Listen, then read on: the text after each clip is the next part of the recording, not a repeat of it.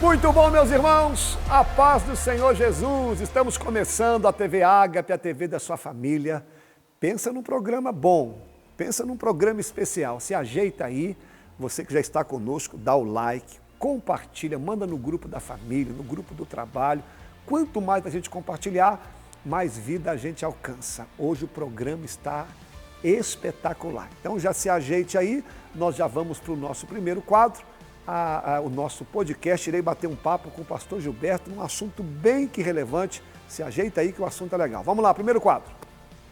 Meus irmãos, uma boa noite e a paz do Senhor Jesus. Nós estamos aqui com o nosso podcast Ágape, esse quadro que você já acostumou. Toda terça-feira estamos aqui recebendo um convidado, um amigo, sempre com um assunto relevante que vai nos edificar, nos informar. E hoje eu tenho a honra, o prazer, o privilégio de receber o meu amigo, meu irmão em Cristo, pastor Gilberto, esse companheiro de labuta, está com a gente aqui há tanto tempo. Pastor Gilberto, aperta a minha mão aqui, Pai do Senhor. Pai do Senhor. Cumprimento o pessoal aí, para a gente já dar início ao nosso bate-papo. Dá um alô para o pessoal. Queria desejar a paz do Senhor a todos que nos acompanham pela TV Ágape. E nós estamos aqui mais uma vez, é um prazer agradecer ao pastor Waz pela confiança e pela oportunidade de estar aqui mais uma vez contribuindo nesse programa TV Ágape. Muito obrigado, pastor. Pessoal, hoje o assunto é um assunto muito relevante, um assunto que está na mídia já tem alguns meses. A gente vai falar um pouquinho hoje sobre essa guerra que está acontecendo em Israel contra o Hamas. E o pastor Gilberto, além de ser um exímio pregador, um exímio conhecedor da palavra, para quem não sabe, ele é professor de história também. Então é uma pessoa capacitada para nos ensinar. Muitas pessoas nos perguntam, pastor, o que é isso? Que guerra é essa? O que é Hamas? Por que está acontecendo essa guerra? E aí o pastor Gilberto vai esclarecer para nós, explicar essa situação. Pastor Gilberto, para dar início aqui, explica para nós aqui essa questão histórica entre Israel e Palestina. Explica para nós aí, desde o princípio, para a gente entender o que está acontecendo lá. A palavra está contigo, meu homem de Deus. Bom, pastor, então, diante desse tema atual, eu gostaria, né, nesse momento, nesse programa, apesar do pouco tempo que nós temos, porque é um assunto muito extenso. Então, falar desse conflito entre Israel e a Palestina demanda muitos fatores históricos, mas eu vou aqui tentar resumir o máximo, até porque eu vou fazer um recorte porque são quase um século, quase 100 anos de conflito entre Palestina e Israel. E o que está em pauta na mídia hoje é justamente o que está acontecendo na faixa de Gaza. Bom, como historiador, eu quero aqui mostrar os dois lados da história. Porque eu até costumo dizer que é como se fosse um jogo de futebol. Sim. Você enquanto vascaíno e eu enquanto flamenguista, sim. Se nós assistimos o mesmo jogo, cada um vai ter seu ponto de vista. Verdade, pastor. Dentro da história, a gente procura olhar os dois lados da história. Perfeito. Então, nesse momento, eu quero aqui... Porque a mídia pró-ocidente, ela vai puxar para um dos lados. Sim. E eu, enquanto historiador aqui, eu vou procurar mostrar os dois lados da moeda, porque é um conflito e toda ação tem uma reação, né? Recentemente, no dia 7 de outubro de 2023, houve um ataque surpresa por parte do Hamas, que é quem governa hoje a faixa de Gaza. Depois eu queria que o senhor explicasse para a gente o que é o Sim, Hamas, né? A gente vai chegar lá. Isso. Então, hoje completa 52 dias de conflito. Sim. Embora essa semana houve, vamos dizer assim, um cessar-fogo, houve um acordo entre Israel e Hamas, que é o que governa a faixa de Gaza, no seguinte aspecto de que até sexta-feira próxima agora há um acordo e quem está fazendo essa mediação de conflito é o pessoal de Catar, né? Porque nós sabemos que alguns líderes do Hamas, depois eu vou explicar quem são os Hamas, eles que governam, né? Eles que lideram esse pessoal da Palestina, os palestinos ali na faixa de Gaza. Bom, então mostrando os dois lados da história. Só para contextualizar, pastor, nós precisamos entender que a questão de Israel e Palestina, nós vamos começar aqui falando a partir de 1948. O que aconteceu em 1948? Foi criado um Estado independente de Israel. Até, no entanto, o povo judeu, depois da diáspora, quando eles foram dispersos, que aconteceu? Esses judeus, alguns foram para a Europa Oriental, outros foram para a Ásia, outros foram para a África. Mas o que me chama a atenção na história é que o povo judeu sempre manteve os seus costumes, as suas crenças, a sua religiosidade. Isso nunca se perdeu entre eles. Então, em 1948, embora lembrando aqui que antes dessa data, o Império Otomano e também o Império Britânico liderava a Palestina. Então, o que acontece? Era necessário, fez uma proposta, a ONU, que é a Organização das Nações Unidas, a comunidade internacional entendeu o seguinte, que era necessário que criasse um Estado independente para o povo de Israel. Que retornar para sua terra, Até, no entanto, eles não tinham uma pátria, não tinham um território. Então, com a criação do Estado de Israel, e aqui é um fato, não sei se muitos sabem disso, em 1948, o ministro da Defesa do Brasil, chamado Oswaldo Aranha, ele deu o voto de Minerva. Ele deu o voto de Minerva, Então o Brasil teve essa cooperação direta, para que ele pudesse ser criado o Estado de Israel. Só que vamos entender aqui, foi criado o Estado de Israel pela ONU. Porém, os palestinos não ficaram satisfeitos. Por que não ficaram satisfeitos? Vamos lá. Pastor, só uma pergunta assim, bem leiga. Sim. O que seriam os palestinos de forma em geral? Qual povo? De origem árabe. De origem. Então, que todo árabe é chamado de palestino. Vamos lá na Bíblia Antiga, Sempre ouviu-se falar em hebreus. Sim. Primeiro vamos falar dos judeus. A palavra hebreus, israelitas e judeus é a mesma coisa, é o mesmo povo. Isso aí. Quando o povo sai do Egito e vai para a Terra Prometida, liderado por Moisés, esse povo é chamado de hebreu. Sim. Quando eles conquistam a terra de Canaã, a Terra Prometida, eles passam a ser chamados de israelitas.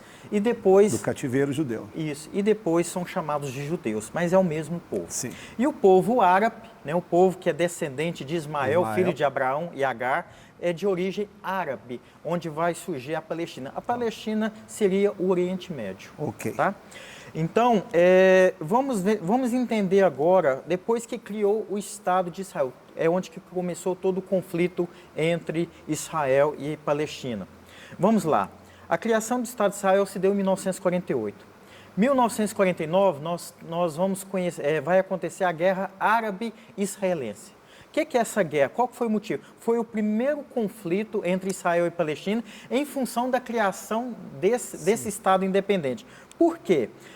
Imagina, pastor, você tem um território, só para o pessoal entender melhor. Uma organização estrangeira, que nós vamos chamar de a ONU, ela faz uma partilha do próprio território da Palestina e passa essa parte para o povo de Israel. Você reage com essa agressão, você perde esse conflito, igual aconteceu com os palestinos, e ainda perde o seu território para o povo de Israel. Como que você se sentiria? Esse é o outro lado dos palestinos, da insatisfação deles de ter o seu território sendo partilhado com uma outra civilização que, ao longo da história, nunca se deram bem. Sempre houve uma rincha, uma rivalidade entre árabe, entre palestino. É o que nós chamamos de jihad, que é a Guerra Santa. Uma guerra que nunca acaba, há aquele cessar-fogo. Então, resumindo, é uma guerra por território. Palestina foi lesada na mente deles pela ONU para dar um pedaço de terra para Israel. A priori, o início desse conflito se dá nos dias de hoje através a princípio, os palestinos concordaram com a ONU? A princípio? Não. É tanto que vai surgir a Guerra Árabe-Israelense, onde tem o primeiro conflito entre eles. Depois, em 1967, tem a Guerra dos 6 Dias, que é onde Egito e a Síria também vai lutar contra o povo de Israel e eles saiam derrotados, ainda perde mais território. Na medida que vai havendo esses conflitos entre Israel e Palestina, Israel, com um exército mais poderoso, ele vai vencendo e ele vai conquistando mais território. E aí vai inflamando ainda mais a ira, o ódio entre os palestinos. E que povo forte, né, pastor? Bastante. Pessoal assim que realmente, se a gente for olhar biblicamente, é um povo escolhido por Deus, é um povo guerreiro, Claro. por Deus, né? Bom, uma terceira guerra, justamente no dia do Yom Kippur, que é o dia mais sagrado para o judeu, é chamado Dia do Perdão. Então, essa guerra ficou chamada de Guerra do Yom Kippur entre Israel e a Palestina. Mais uma vez, né, Israel sai vitorioso e ele conquista mais território. Já em 1987, já é mais recente, até 2000, houve vários conflitos, houve várias intifadas, ou seja, o povo palestino, nunca satisfeito com essa questão contra Israel, eles sempre lutaram, sempre agrediram o exército de Israel. Bom, é agora que nós queremos chegar para o entendimento, nós vamos chegar nos Hamas agora, que é o tema, né, dessa noite. Por que Hamas atacou Israel? E depois dessa aula que o senhor deu, ele só não entende quem não quer. O senhor é um exímio professor. Então, o que seria, pastor, depois que o senhor deu essa aula, o motivo da briga, o que seria, então, o Hamas? E depois, por que ele atacou Israel? Explica isso para a gente também, por favor. Pastor, tem uma frase de um autor desconhecido, mas que se faz necessário só para a gente entender a ótica de um historiador. Diante da visão de um historiador, diz o seguinte, uma frase de um autor desconhecido: devemos olhar para o mundo como ele é e não como queremos que fosse. Frase linda. Então, assim, é uma realidade. A gente cria um mundo perfeito, um mundo sem guerra, um mundo de paz. Quando houve essa questão da pandemia, nós achamos que o mundo ia melhorar, que o ser humano ia melhorar, e pelo contrário, o ser humano cada dia mais está mais egoísta. Então está muito claro que esse conflito entre Israel e a Palestina é uma questão territorial. Sim. Né? Bom, vamos lá. Quem é o Hamas? O Hamas é uma palavra árabe e que significa movimento de resistência islâmica. Nós sabemos que o Hamas, além de ser um partido político, por quê? Porque em 2007 houve uma eleição, o voto popular, e os palestinos que moram na faixa de Gaza votaram nesse partido chamado Hamas. Só que o Hamas também tem o lado social. Enquanto ele governa, ele cuida da educação do povo da faixa de Gaza, ele cuida da infraestrutura, da saúde. Só que o Hamas, e é uma crítica como historiador que eu faço, que o Hamas, até ser um partido político, tudo bem, né? Ser um governo, tudo bem, ainda mais que eles foram eleitos em 2007 pela população. E aí muitos podem perguntar, o povo que mora lá na faixa de Gaza é a favor do Hamas? Eu vou te responder e você que está nos ouvindo, tira suas conclusões. Se o próprio povo da faixa de Gaza elegeu o Hamas, eu não sei se hoje, né, se eles seriam reeleitos novamente. Sim. Mas na época, em 2007, eles foram eleitos. Eles derrubaram um partido chamado Fatah, era um partido mais voltado para o diálogo, e o Hamas é um partido mais radical. Então o Hamas hoje, além de ser um partido político, social, é também um braço armado. Ou seja, com eles não tem diálogo, pastor. Talvez seja um dos motivos onde é difícil um diálogo, uma mediação entre Israel e os palestinos que vivem em faixa de Gaza. E a função deles é diretamente contra Israel, e ponto. Sabe o que eles pregam? A destruição de Israel. Meu Deus. A criança já nasce nessa cultura, Deus pequeno, ele é ensinado a odiar Israel. Então a criança já nasce ali sabendo que o papel, a função deles é destruir Israel. Hamas, o objetivo dele é destruir Israel. Então, pastor, só uma perguntinha, desculpa. E eles sempre levantaram essa bandeira e mesmo assim eles elegeram. Só para fins de geralmente a pessoa prova. Dá uma disfarçada, né? Vamos dizer assim, na Constituição deles, que é a nossa Constituição brasileira aqui, na Constituição deles, no artigo 15, diz o seguinte: Jihad, Guerra Santa, para a libertação da Palestina é um dever. No artigo 15, no dia em que o inimigo conquistar alguma parte da terra muçulmana, a Jihad, que é a Guerra Santa, passa a ser uma obrigação de cada muçulmano. Meu Deus. Porque a religião deles é muçulmana, eles são islamistas, né? Diante da ocupação da Palestina pelos judeus, é necessário levantar uma bandeira de Jihad, Guerra Santa. Isso exige propagação da consciência islâmica nas massas, ou seja, o povo todo é treinado a odiar, a destruir Israel. Localmente, dizendo lá na Palestina, no mundo árabe e no mundo islâmico, é necessário instilar o espírito da jihad, que é a Guerra Santa, em toda a nação. Reunir todas as fileiras de combates da jihad envolvendo os inimigos. Então lá as crianças, os adolescentes já pegam em armas. Então quando se fala que Israel dominou algum território, na Constituição deles, no artigo 15, eles falam que tem que declarar guerra contra Israel. Então é uma guerra que de difícil, vamos dizer assim, de difícil diálogo. Então o Hamas é um partido político. É um partido político. Tem gente que não entende, acha que é uma cidade. São eles que governam a faixa de Gaza. Agora, para quem não conhece, o que é a faixa de Gaza? A faixa de Gaza é um território de 375 quilômetros quadrados e a faixa de Gaza fica próximo de Jerusalém. Né? Então, é um território palestino, porém, quem governa lá é o Hamas. Então, ali fica na zona de confronto mesmo, Zona né? de confronto.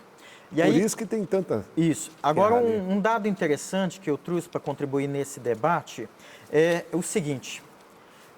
O Hamas, né, a cidade ali, o território, não vamos dizer cidade, mas o território de 375 metros quadrados, chamado Faixa de Gaza, o que acontece? Hoje é governado pelo Hamas desde 2007, como nós já explicamos.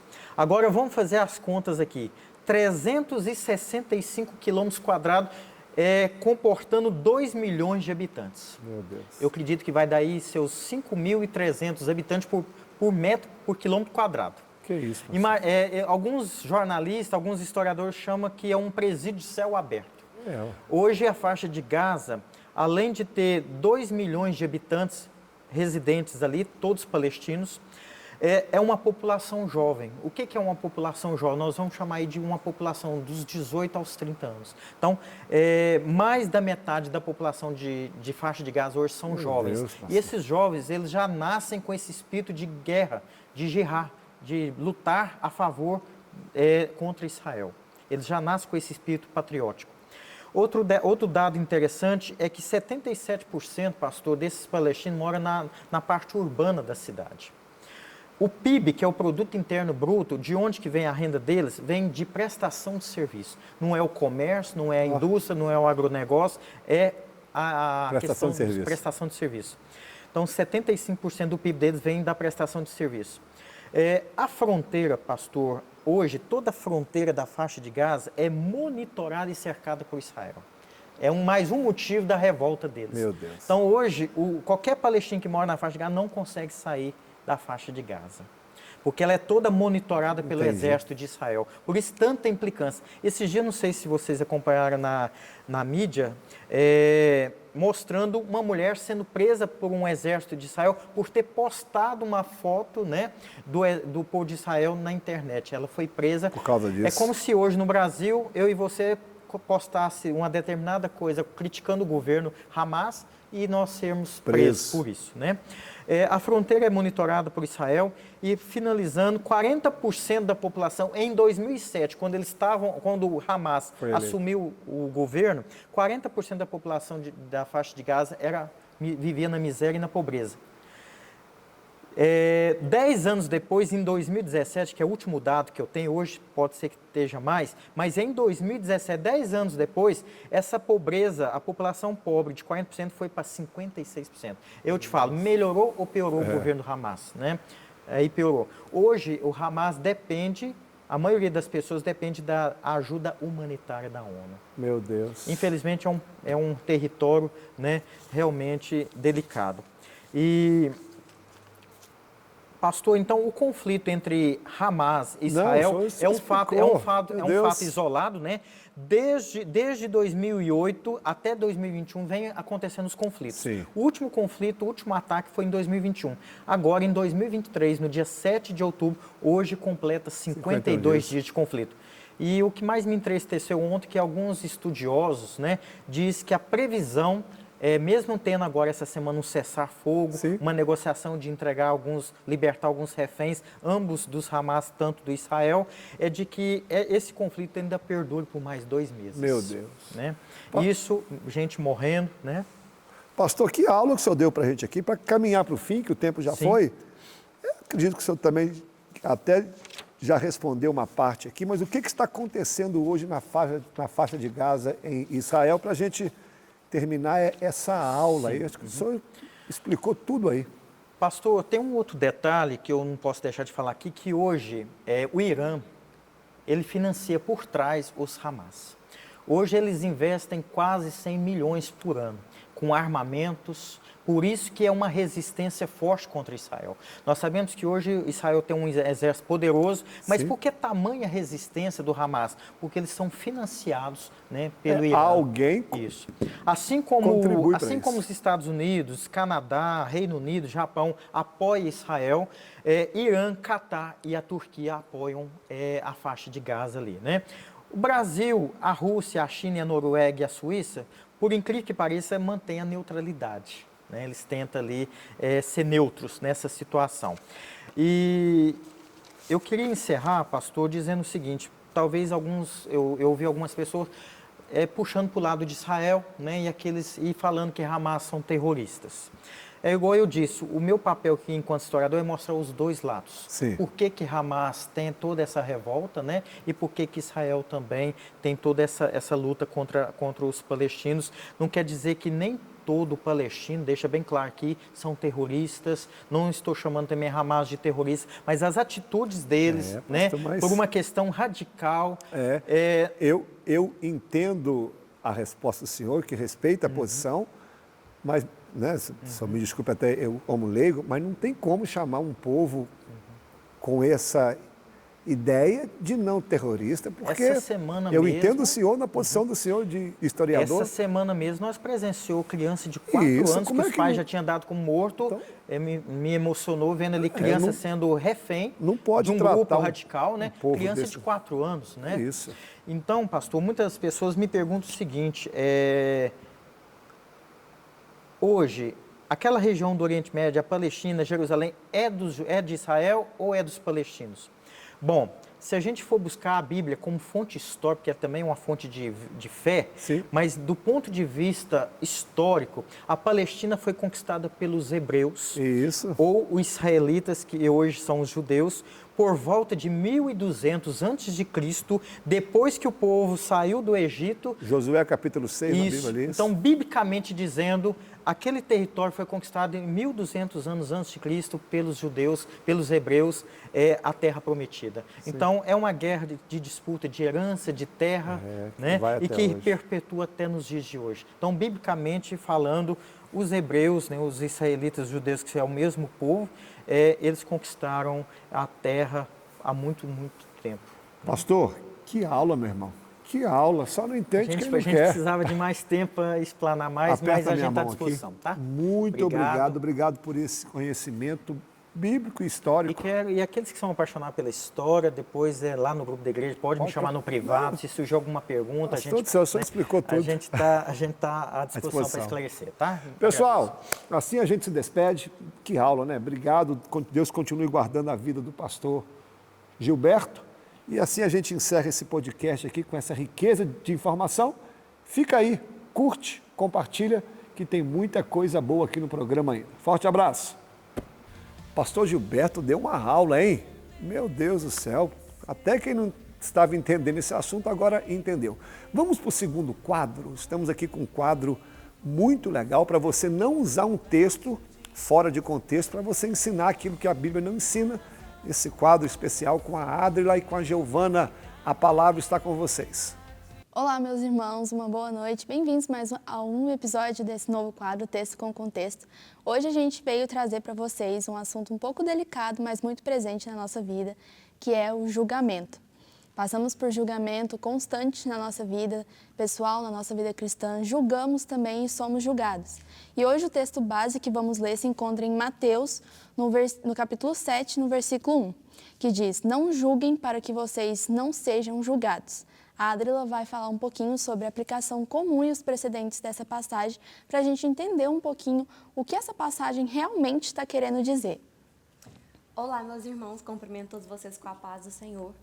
Bem, como a Giovana já adiantou, é um tema um pouco delicado, precisa ser bem abordado. Então, peço um pouquinho da sua atenção para que não reste dúvidas, né, do que a Bíblia realmente fala sobre esse assunto. A aplicação que nós geralmente ouvimos desse versículo é que nós não podemos julgar ninguém, de maneira nenhuma, de forma alguma. Porque se eu julgar, eu também vou receber julgamento. Então, não julgueis, porque é realmente errado e a gente não pode fazer isso. Antes de entrar no mérito aí dessa passagem, eu acho proveitoso a gente falar um pouquinho do contexto, né, da onde ela está inserida. Se você pegar o capítulo 7 de Mateus, vai vir depois do Sermão do Monte, onde Jesus está explicando ali sobre o reino, sobre como nós devemos nos portar no reino.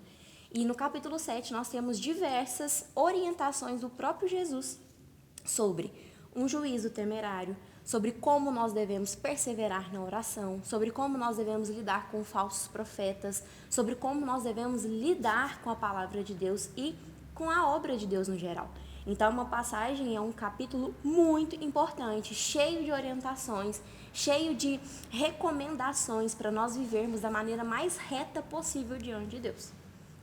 Então, por que esse versículo ele é interpretado errado? Primeiramente, as pessoas pegam esse versículo de uma maneira isolada, pega só a parte do não julgueis para que não sejais julgado e esquece todo o restante do versículo, que vai dizer o seguinte, que da mesma medida que você julgar, você será julgado, porque não adianta você apontar um cisco no olho do irmão se você estiver com uma trave nos seus olhos, que primeiramente você tem que tirar a sua trave que está nos seus olhos, que assim, aí sim você vai conseguir ver bem o suficiente o cisco que está no olho do irmão. Então, como a Adrila disse, nós somos levados a pensar que qualquer forma de julgamento é errado. Para a gente entender melhor, a gente tem que entender o que é esse julgar. O julgar está atrelado a tomar uma decisão, a formar um conceito, a emitir um parecer e uma opinião sobre algo ou alguém. E o que a Bíblia, então, fala sobre o julgamento em si? Tem uma passagem que se encontra em João, no capítulo 7, versículo 24, que Jesus vai ensinar o seguinte: não julguem segundo a aparência, mas julgai segundo a reta justiça. Então, aqui temos dois pontos importantes para destacar. Primeiro, Jesus ele condena o julgamento sobre a aparência. A aparência é aquilo que você está vendo, aquilo que você vai julgar como certo ou errado de acordo com aquilo que você vê. Ele nos orienta a fazer diferentemente, a julgar segundo a reta justiça. E o que seria essa reta justiça? Aquilo que a Bíblia aponta como certo ou errado, aquilo que já está revelado nas Escrituras. Então, a Bíblia ela não condena o julgamento em si, mas ela vai condenar justamente o julgamento por aparência e o julgamento hipócrita. Aquilo quando você julga uma pessoa sobre alguma coisa e você está fazendo algo totalmente diferente do que aquilo que você está apontando nesse julgamento. Então, julgar conforme a Bíblia não é julgar de acordo com o seu próprio juízo, é julgar com o que a Bíblia diz, o que é deliberadamente certo ou o que é errôneo perante os olhos de Deus. Paulo, em 1 Coríntios, ele vai apontar diversos problemas que estavam acontecendo na igreja de Corinto e ele vai apontar principalmente o que estava acontecendo muito, que era a prática de incesto e imoralidade sexual. Então, ele vai ordenar que esses culpados que estivessem cumprindo com essas práticas, eles fossem exortados e tratados. A exortação aqui, ela não vem para o mal, ela vem sim para o bem e o cuidado para com o irmão. Ele vai falar que a impunidade é sempre um sinônimo de misericórdia, de você. A impunidade, no caso, não é um sinônimo de misericórdia. Ele vai aconselhar nós não associarmos com aqueles que dizem amar a Deus. Voltando um pouquinho, existe uma passagem que está lá em 1 Coríntios, que vai dizer o seguinte: já lhes disse por carta que vocês não devem se associar com as pessoas imorais. Quando me refiro aos imorais, não digo aos imorais desse mundo, nem os avarentos, nem os ladrões, nem aos idólatras. Se fossem assim, vocês precisariam sair desse mundo. Mas agora estou escrevendo para que vocês não devem se associar com qualquer que, dizendo-se irmão, seja imoral, avarento, idólatra, caluniador, alcoólatra ou ladrão. Com tais pessoas vocês não devem nem comer. Pois, haveria eu de julgar os de fora? Não devem vocês julgar os de dentro? Deus julgará os de fora. Expulse vocês os perversos do meio de vocês. Então, o julgamento aqui que Paulo ele indica é você exortar um irmão que está em pecado, que ele já conhece a verdade de Deus, ele já conhece a Cristo, aquilo que Deus fala que é certo, que é errado, mas continua na prática do pecado, sabendo que aquilo é errado. Como eu disse, o julgamento, a exortação, ela não vem para o mal, mas ela vem para o cuidado com o irmão, para que ele não persevere no erro. Então, se você pegar a passagem principal aí, por que Jesus disse lá, não julgues para que não sejam julgados? Vamos entender essa passagem melhor. Leia comigo em Mateus 7, nós vamos ler do versículo 1 até o versículo 5, que fala assim: não julguem para que não sejam julgados, pois da mesma forma que julgarem, vocês serão julgados, e a medida que usarem também será usada para medir vocês. Porque você repara no cisco que está no olho do seu irmão e não se dá conta da viga que está no seu próprio olho? Como você pode dizer ao seu irmão, deixe-me tirar o cisco do seu olho, quando há uma viga no seu? Hipócrita, tire primeiro a viga do seu olho, e então você verá claramente para tirar o cisco do olho do seu irmão. Duas coisas precisam ser pontuadas nessa passagem aqui. Em primeiro lugar, não julgue para que você não seja julgado. Ou seja, se você julgar alguém, você está abrindo espaço para receber julgamento. Então, se você não quer ser julgado, não julgue ninguém. Porque, da mesma maneira como você faz, farão com você. E se atente ao que Jesus fala. A mesma medida que você usar, será usada para medir você. Então, se você julgar alguém com base na sua medida, na sua convicção, na sua opinião e no que você vê, provavelmente você receberá esse mesmo julgamento de outra pessoa também. Então, o que a Bíblia fala?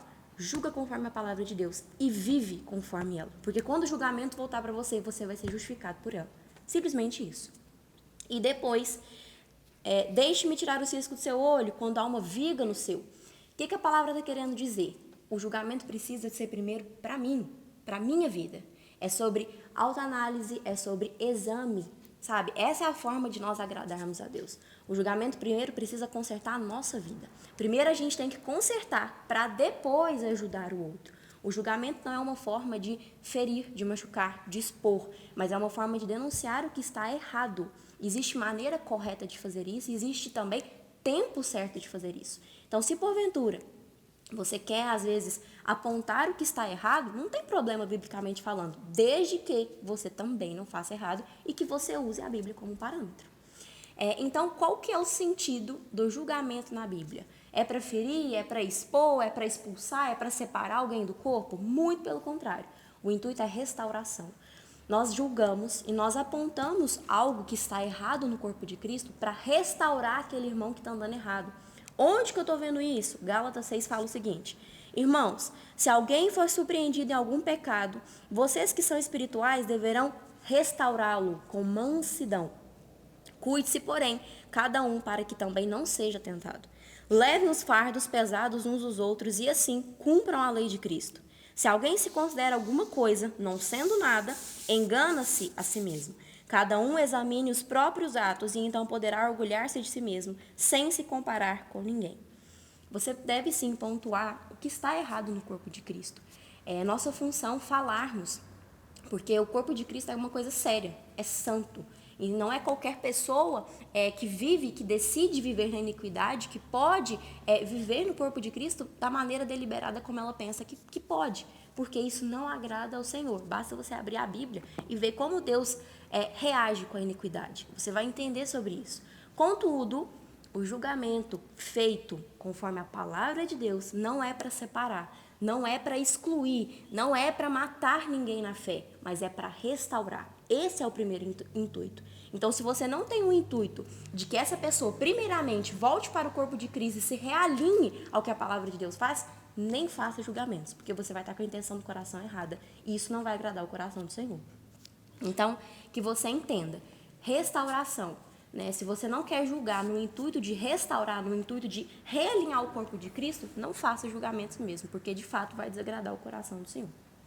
Existe uma frase muito conhecida no nosso meio que usamos constantemente, que é: não cabe a nós julgar, Deus já vai fazer o seu próprio julgamento. Então, como fala lá em 1 Coríntios, que a gente já leu aqui, a Bíblia fala que Deus julgará os de fora e cabe a nós expulsar os perversos do nosso meio.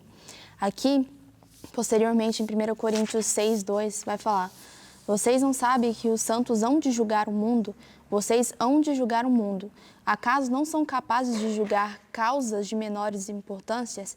Aqui o apóstolo Paulo ele vai dizer que os cristãos eles ocuparão uma posição de autoridade, de uma importância em julgar a obra, para separar aqueles que estão tendo uma conduta correta dentro da igreja e aqueles que estão ferindo a santidade, o corpo de Cristo com os seus próprios pecados.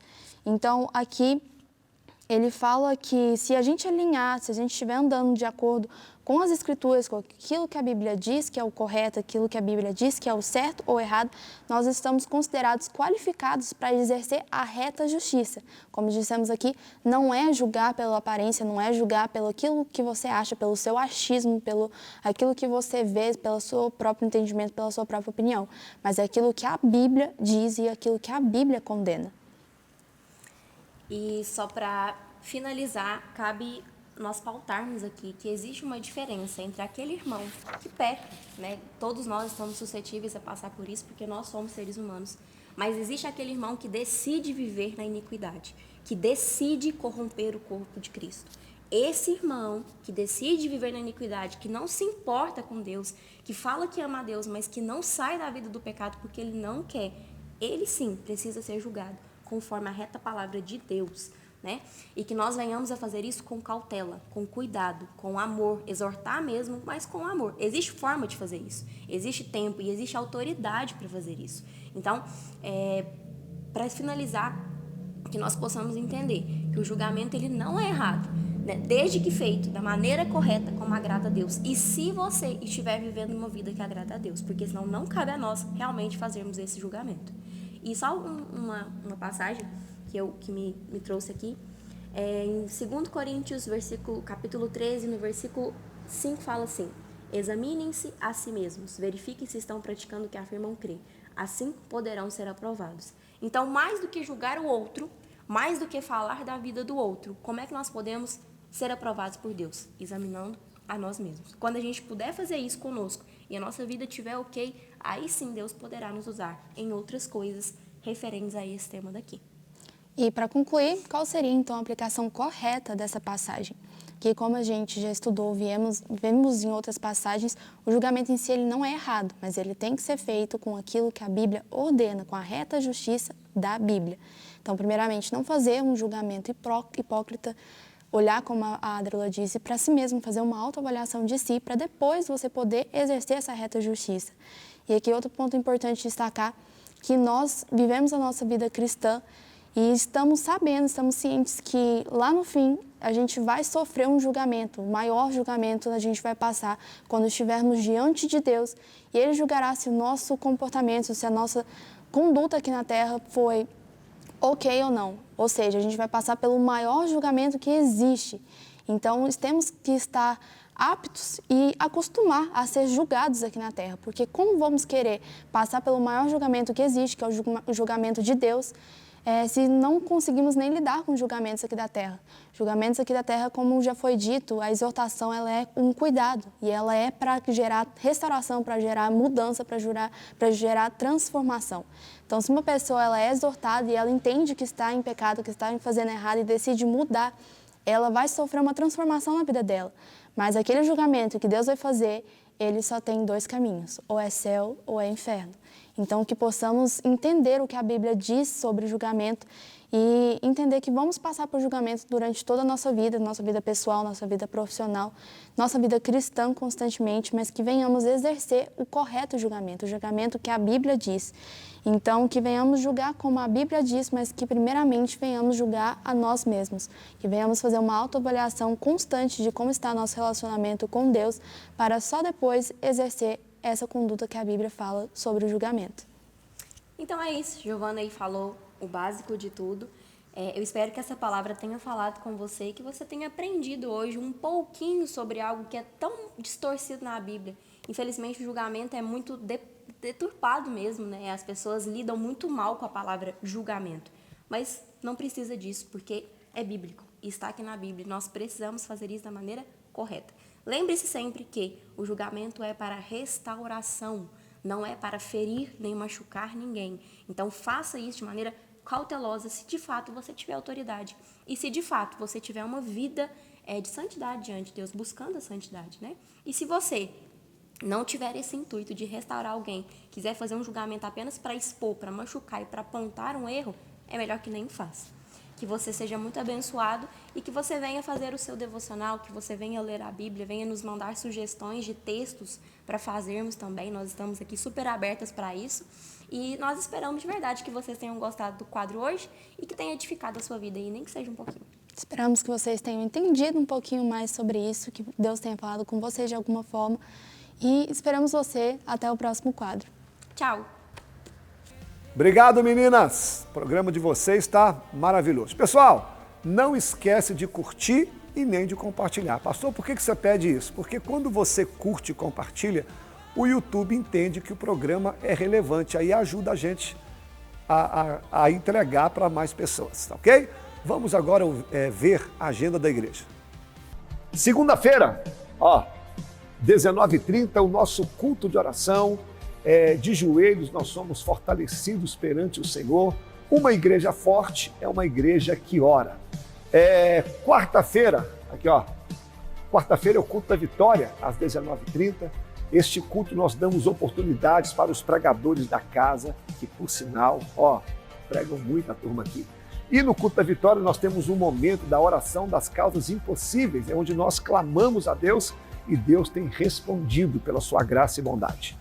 Sexta-feira, sexta-feira é o culto da palavra. Na maioria das vezes eu que ministro esse culto, só não prego esse culto quando eu não estou aqui na cidade. É onde eu prego sobre um capítulo da Bíblia, ou um personagem, enfim. É um culto para você que gosta da palavra mesmo. Meio de semana, terça e quinta, nós temos o culto nos lares, confere aí. Nós temos aqui uma equipe muito boa, uma equipe bem preparada para levar o evangelho até a sua casa, até o seu lar. Vamos para o sábado agora? Sábado temos 2 cultos. O primeiro, culto dos adolescentes, 17 horas, para você ensinar o seu filho desde novinho o caminho da igreja. E ainda no sábado, o segundo culto, culto dos jovens. A mocidade se reúne aqui para louvar ao Senhor, para trazer uma palavra. Jovens, vem para cá. Agora, domingo, 2 cultos também, o primeiro às 9 horas da manhã, a nossa escola bíblica dominical, lugar de aprendizado, de crescimento, lugar onde você aprende a palavra do Senhor. Você que gosta de Bíblia, vem para cá. E domingo, nós encerramos, 19 horas, culto da família, culto de celebração, de júbilo, onde nós apresentamos a nossa vida, a nossa semana, a nossa família na casa de Deus. E, além dos cultos, nós temos também 2 programas de rádio. A Rádio Liberdade FM, às 11 horas, confere o link. E às 14 horas, a Rádio Cultura FM. Todas as 2 rádios, a frequência 104,9. A igreja também tem um site, www.ibagape.com, e a TV Agape. TV Agape, toda quinta-feira, 21 horas no YouTube, a TV da sua família. Agora que você já viu a agenda da igreja, só vir. Te espero. Valeu, meus irmãos. Outro quadro agora legal. A nossa intenção aqui na TV Agape é te informar, é te ensinar, te abençoar. E esse quadro do Zilton também, do Zilton e do Alex, é espetacular, porque ele vai te ensinar aquilo que você está cantando. Às vezes a gente vem para o culto, ouve uma canção, canta, mas eles não sabem nem o que está cantando. E o Zilton e o Alex estão nos ajudando nisso. Qual canção que vocês vão nos ensinar hoje? Vamos lá. Vamos lá então? Vamos lá, oi. Manda bala. Bom, meus amigos, esse é mais um Cantando a Palavra. E hoje nós iremos falar sobre uma canção que é muito conhecida aqui na igreja, que é a canção Todavia Me Alegrarei, do cantor Samuel Messias. Essa canção que fala de um relacionamento com Deus e de uma confiança em Deus acima das circunstâncias, não é, Alex? Isso mesmo, nós vamos falar, é um jovem carioca aí que gravou essa música. Na verdade, ele já era compositor, né? Isso. Já tinha músicas, né, como Prioridade, que a cantora Midian Lima cantou, e assim, foi sucesso, né? A música com mais de 150 milhões de views de players no Spotify. Então, vamos começar, Zilton? Vamos lá. Primeira parte dessa canção, ele vai falar o seguinte: eu tenho um Deus que não vai deixar essa luta me matar e o desespero me tomar. Por mais pressão que seja a situação, o controle ainda está nas palmas de suas mãos. Então nós vemos que ele demonstra uma total confiança e ele evidencia um dos maiores atributos de Deus, que é o quê? A soberania de Deus. ele deixa muito claro que o controle está nas mãos de Deus. Por mais que o seu cérebro, a sua confiança às vezes tente ser traída por ele próprio, ele quer reafirmar dentro dessa primeira estrofe de que ele tem um Deus que não vai permitir que essa situação o mate, mas ainda mais, ele sabe que mesmo no meio dessa tempestade, no meio dessa luta, no meio dessa dificuldade, Deus ainda está com o controle nas suas mãos. Ele não está dizendo que Deus perde o controle, mas que se ele tem dúvida de que Deus está sem controle, ele reafirma, não, Deus está soberano no seu trono, com tudo na mais perfeita harmonia. Essa parte de confiar em Deus, para vocês que nos assistem, ela grita no meu coração, Zilton, porque as adversidades às vezes falam mais alto. Sim. As adversidades às vezes que nós nos encontramos, às vezes a gente entende que a gente não vai conseguir passar por isso e por aquilo, mas o que a gente tem que ter em mente é que não é pela gente, não é pela força do nosso braço, não é pelas nossas mãos, mas é igual a música fala, que o controle ainda está na palma das suas mãos. Por que eu acho que ele ainda colocou assim, ainda está na palma das suas mãos? Porque muitas das vezes a gente tira esse controle de Deus e quer resolver as próprias coisas com as nossas próprias mãos. Irmão, se eu puder te dar um conselho para você que assiste, né, Zilton? Irmão, coloque nas mãos de Deus. O controle está nas mãos de Deus. Deixa Deus resolver, por mais difícil que pareça. E a parte que eu acho interessante também, Zilton, é que na primeira estrofe ele fala, né? Eu tenho um Deus que não vai deixar essa luta me matar, ou seja, ele afirma a confiança dele no que ele crê que Deus pode fazer, e ainda mais, essa parte, o desespero me tomar. A gente às vezes vê que Deus não vai deixar te matar, mas também depende de Deus que o desespero não te tome. Por que não depende de Deus? Por que, aliás, depende de Deus? Porque é você quem tem que crer em Deus. Creia nele, coloque nas mãos dele e descansa. Você falando aí me lembra muito de Pedro, né? Quando Pedro ele tem aquela atitude de sair do barco e ele olha para a circunstância e a circunstância lhe traz temor no coração. E aí nós vemos que Jesus, quando ele o confronta, Jesus fala assim, homem de pouca fé. Mas então o que faltou para Pedro não era coragem? E o antônimo de coragem é covardia. Mas Deus não o chama de covarde, porque no conceito bíblico, o antônimo de coragem é fé. Então, quando te falta coragem, é porque você não tem tido fé. Exatamente. Então, esse texto... E nessa situação, o desespero pode sim te tomar. E te afundar. Exatamente. Ele pode te tirar todo o controle. Excelente colocação. Então, nós vemos aqui que ele... Como nós entendemos que louvor, na sua raiz da palavra, significa elogio, quando ele afirma essa soberania de Deus, é uma das mais belas formas dele elogiar a Deus. Ele está dizendo, Deus, eu sei que por mais que tudo que eu vejo parece contrário, o Senhor está no controle, o Senhor é soberano. E assim como foi dito para Pedro, por muitas das vezes a nossa falta de coragem, na verdade, é apenas uma ausência de fé. Quanto mais fé nós tivermos, mais fácil será caminhar no meio da adversidade, no meio da dificuldade e experimentar mais do sobrenatural de Deus. Exatamente, Zilton. E ele continua dizendo, o choro dura uma noite, mas a alegria, ela vem pela manhã. Eu creio, eu creio. Meus irmãos, este salmo é muito conhecido no meio cristão e quem o escreveu foi um grande rei, que foi o rei Davi, que é muito conhecido também, né? E eu vou ler o contexto para que você entenda. Cantem louvores ao Senhor, vocês que são os seus santos, e deem graças ao teu santo nome, porque a sua ira dura só um momento, mas o seu favor, essa parte é linda, mas o seu favor dura a vida inteira.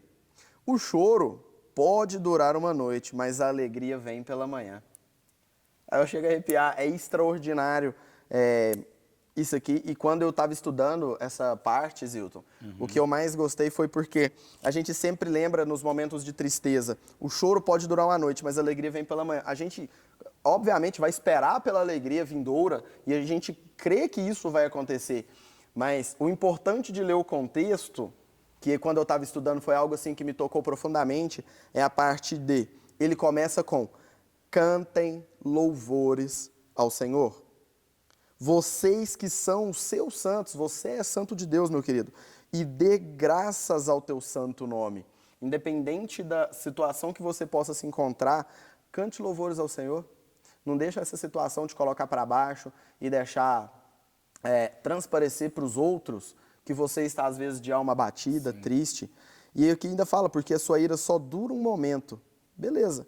Entretanto, vírgula, mas o seu favor dura a vida inteira. Irmãos, você tem uma vida toda de favor de Deus, então não permita que às vezes um momento tire a sua paz.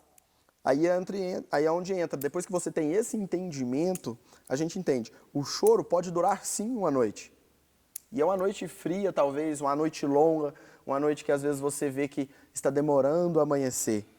Mas a alegria vem pela manhã. Sim, aqui na verdade esse salmo ele traz um conceito de que por mais que você esteja em uma situação complicada, por mais que tenha sofrimento, como nada pode impedir o nascer do sol, ele quer dizer que nada pode impedir da alegria voltar para a sua vida. Isso. Então, às vezes, a gente fica preso numa circunstância, preso numa situação, e esse salmo ele quer dizer o seguinte, por mais que pareça que não há solução, por mais que pareça que seja longo o seu martírio, como a noite ela não consegue ser eterna, nenhum sofrimento é eterno.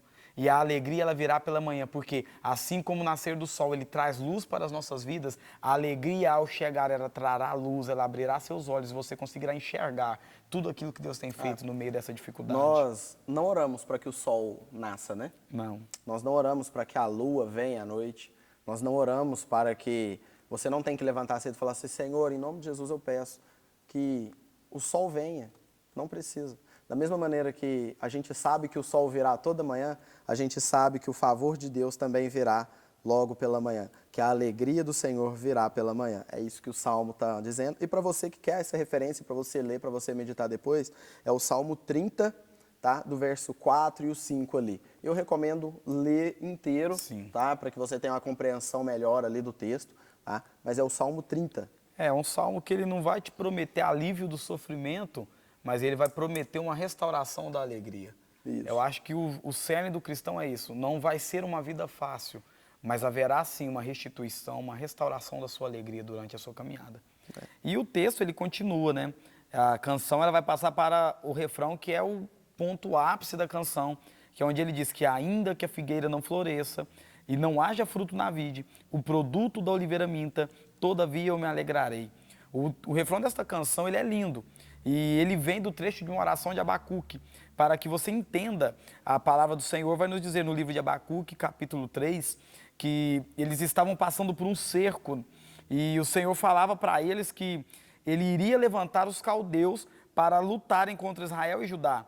Então, Abacuque, como um profeta do Senhor, ele não teme a se levantar, porque ele crê plenamente que Deus vai cuidar deles.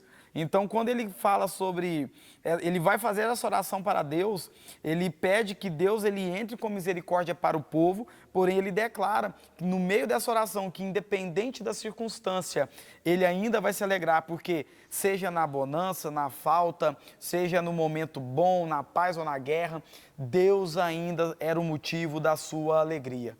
Então, você vê que ele vai falando que segundo a vontade de Deus, independente do que aconteça, a vontade de Deus é o motivo da sua alegria, né, Alex? Isso.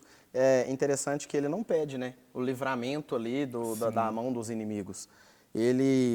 A oração de Abacuque é segundo a vontade de Deus, como você mesmo disse.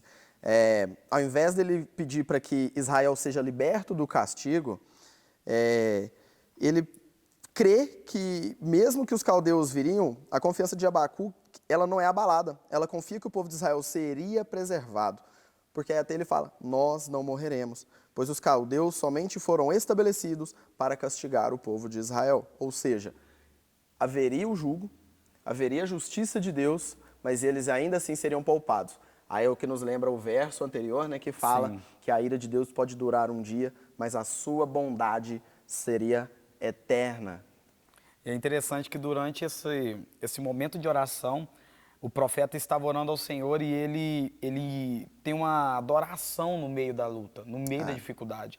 Ele entende que o quadro de transtorno das causas naturais, até da fadiga do coração, do medo que poderia vir contra ele, Era apenas uma forma que Deus estava usando para educar o seu povo, para atraí-los de volta. Ele entendia que toda circunstância negativa naquele momento, ela não era algo para os matar, mas sim para os redirecioná-los e trazer de volta para o local de proteção que é o centro da vontade do Senhor. Isso.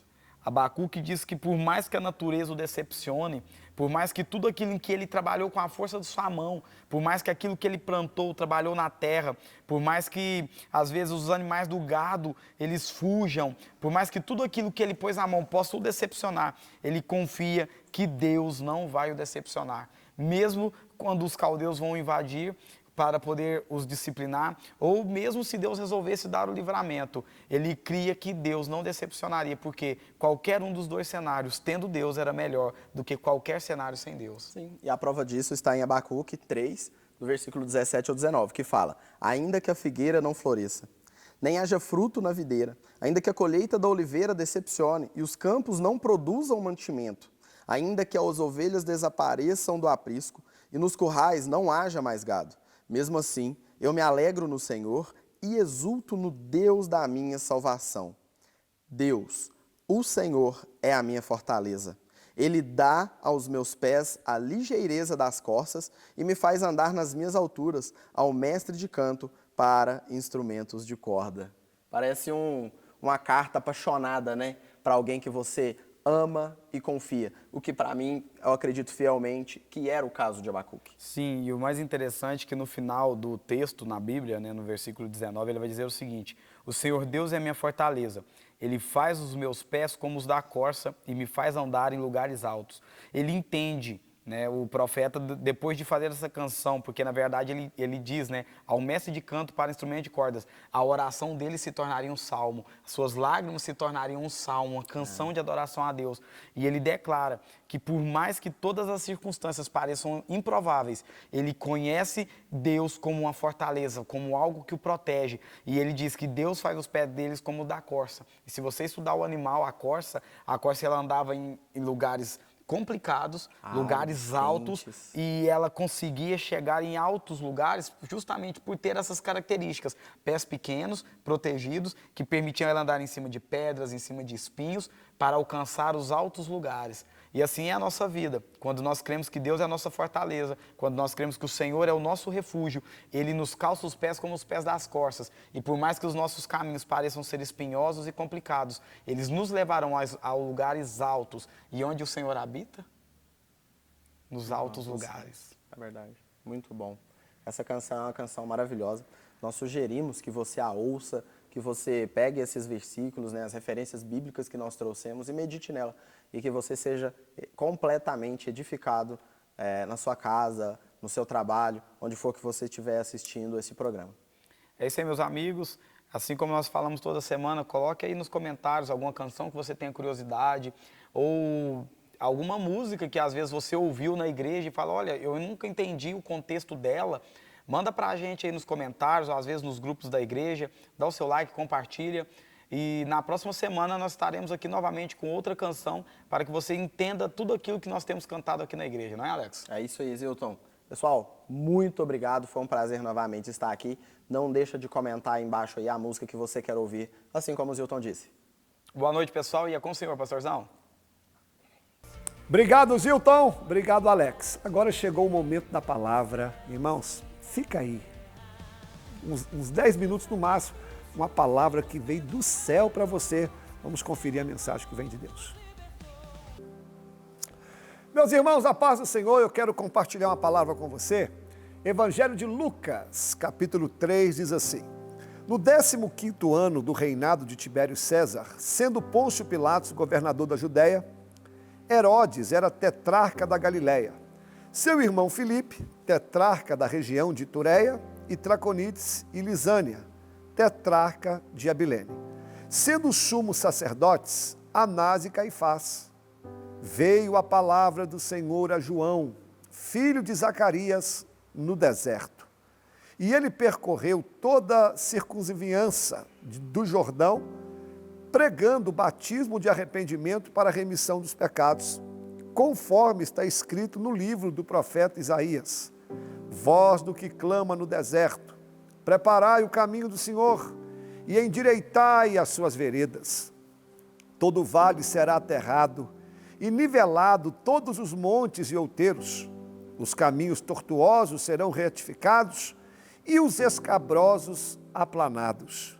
E toda a carne verá a salvação que vem do Senhor. Eu quero só frisar aqui a última parte. E toda a carne verá a salvação do Senhor. Ou seja, toda a humanidade, todo ser vivente verá a salvação do Senhor. Quem está pregando essa mensagem aqui é João Batista. Ele já estava declarando a chegada de Jesus, porque com a chegada de Jesus, toda a humanidade seria salva, toda a humanidade seria remida do pecado, toda a humanidade seria perdoada por Deus. E eu quero profetizar isso aqui na sua vida também. Haverá salvação, haverá mudança de vida, haverá transformação na sua vida. A palavra salvação significa livramento de um grande perigo, é você ser salvo da morte, proteção na batalha e livre de uma sentença de morte. É isso que Jesus fez nas nossas vidas. Ele nos livrou da morte, nos livrou do perigo, nos protegeu da batalha e nos livrou da sentença de morte. E essa promessa também é para você. Recebe essa palavra aí. Haverá salvação da parte de Deus na sua vida. Agora vamos lá, quem é que começa trazendo essa mensagem? Foi um homem chamado João Batista. Durante 400 anos, guarda isso aqui, durante 400 anos a terra estava em silêncio. Deus não falava com a humanidade, havia 400 anos. Se você pegar a sua Bíblia Sagrada, o último livro do Velho Testamento é Malaquias. E a última palavra que tem ali é maldição. E tem uma folhinha branca onde começa o Novo Testamento, que é Mateus. Essa folhinha branca que divide o Velho Testamento do Novo, os teólogos até brincam que é o tempo do silêncio, onde Deus não fala nada. Durante 400 anos há um silêncio. Deus se manteve inquieto, Deus não fala nada. E agora você pensa bem, 400 anos Deus sem falar com o povo. Só uma nota de rodapé, não que Deus não quisesse falar, não é isso, mas é porque do jeito que estava a humanidade, do jeito que o povo estava distante do Senhor, ficava difícil até de Deus se manifestar. Agora, 400 anos, Deus em silêncio. Aí o texto que eu li começa citando um monte de nomes. O nome que ele cita aqui em primeiro lugar, falando da política. Herodes, Pilatos. Meu irmão, a política de Roma estava uma bagunça. Esse Herodes aqui era um dos homens mais devassos que já pisou aqui nessa terra. Esse homem, por causa da sua liderança política, ele matou uma das suas esposas, ele matou a sua mãe, ele matou um de seus filhos. Olha como que estava a política de Israel. Olha só, e Pilatos, esse homem que só ficava em cima do muro, ou seja, a política da época estava uma bagunça. E ele começa a falar também da religião, Anás e Caifás, que comandava o sistema religioso de Israel. Irmãos, quando Deus fica em silêncio, até a religião se perde. Para começar, só existia um sumo sacerdote, agora aqui tem dois. O sumo sacerdote teria que ser da tribo de Levi, do tronco de Arão. Agora, Anás e Caifás não pertenciam à tribo de Levi. Pastor, se eles não pertenciam, por que eles estavam ali? Por causa de Roma, influência política. Eles faziam aquilo que Roma gostava. Esses homens aqui não tinham compromisso com Deus, eles só pensavam em riqueza e em grana. Olha como que estava a nação, tanto política quanto a parte religiosa. Aquela nação de Israel que um dia foi cheia de Deus, cheia de promessas, se encontrava agora perdida, desanimada, tudo parecia perdido e sem esperança.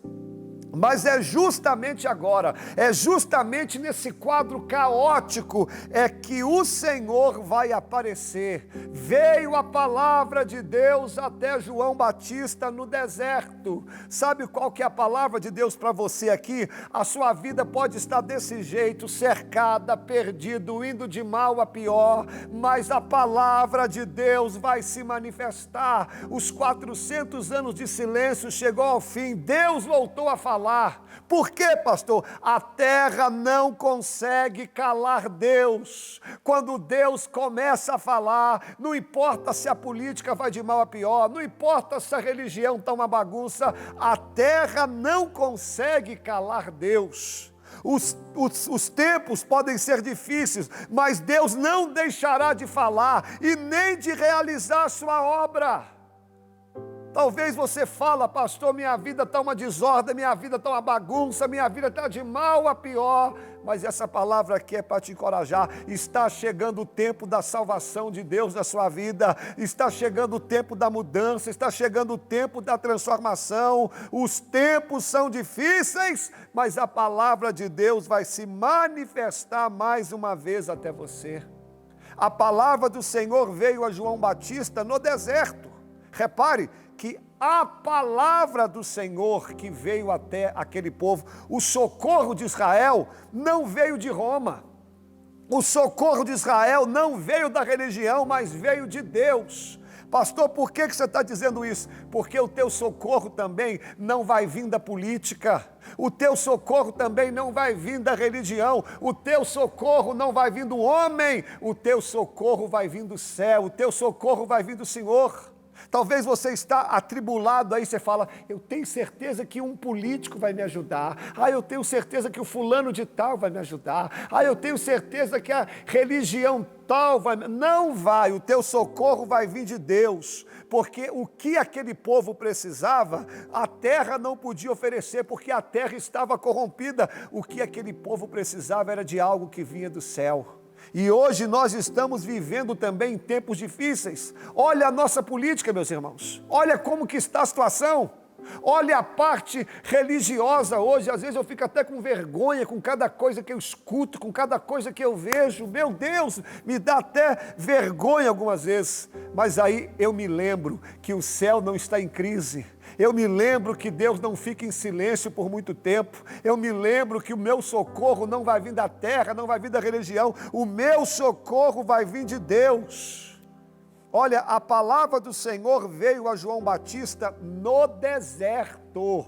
No deserto, não veio no centro não, não veio no templo não, veio no deserto. Por quê, pastor? Porque, querido, você pode estar no pior lugar da terra.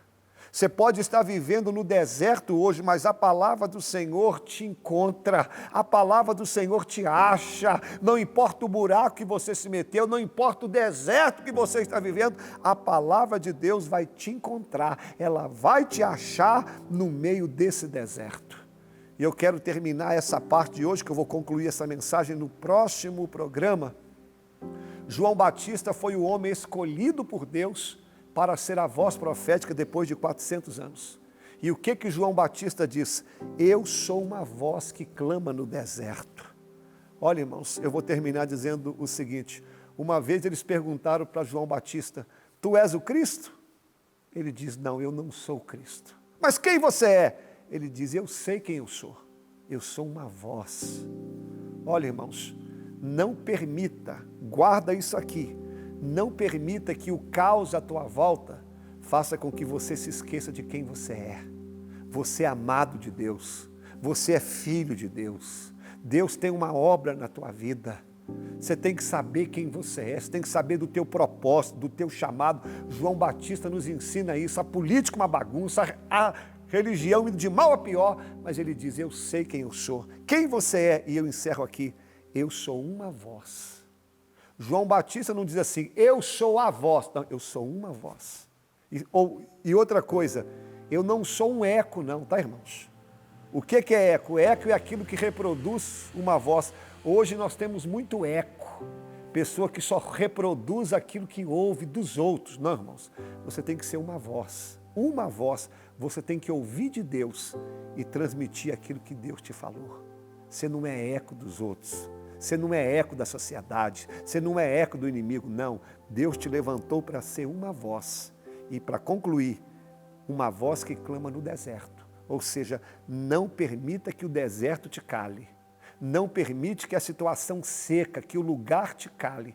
Mesmo no deserto, mesmo sozinho, continue clamando, continue buscando, continue falando e fazendo aquilo que Deus mandou você fazer. Porque mesmo que você esteja no deserto e aparentemente sozinho, o que você está fazendo vai ter resultado. O que você tem feito, Deus vai estender as mãos. O que você tem feito, Deus vai fazer brotar. Porque mesmo no deserto, João Batista batizou uma multidão de pessoas e mesmo no deserto, o ministério de João Batista preparou o caminho do Senhor.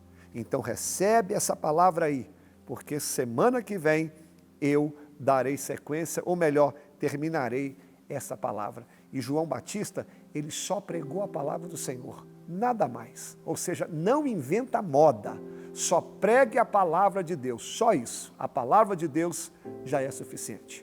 Vamos orar? Vamos falar com Deus. Vamos orar. Senhor, eu quero apresentar a cada vida que ouviu essa palavra. Às vezes, como o povo de Israel naquela época, nós estamos vivendo dias corrompidos, a política indo de mal a pior, a religião se perdendo. Parece que o Senhor está em silêncio e a nossa vida vai perdendo o rumo, vai perdendo o sentido. Mas a terra não pode calar o Senhor. O Senhor vai voltar a falar. O Senhor vai voltar a mudar as nossas vidas e vai haver salvação, vai haver mudança, vai haver transformação. Pai, o nosso socorro não vai vir do homem, o nosso socorro não vai vir da religião, o nosso socorro vai vir do Senhor. Pai, como João Batista, mesmo no deserto, eu quero continuar clamando. Eu sei quem eu sou uma voz que clama no deserto. Eu quero entregar a cada pessoa que ouviu essa palavra, quem sabe estão vivendo dias difíceis, dias de deserto, mas que o Senhor entre com providência. Salva, cura, liberta, transforma-nos. Muda a história dessa família, cura essa enfermidade, salva este homem, salva essa mulher, essa pessoa que está afastada dos seus caminhos, que ela venha se reconciliar hoje. Eu abençoo o teu povo, em nome de Jesus. Amém e amém. E assim nós encerramos. Muito obrigado pela sua audiência, pela sua participação. Não se esqueça de dar o like, de compartilhar com seus amigos e, permitindo Deus, estaremos aqui semana que vem. Paz do Senhor Jesus. Um abraço.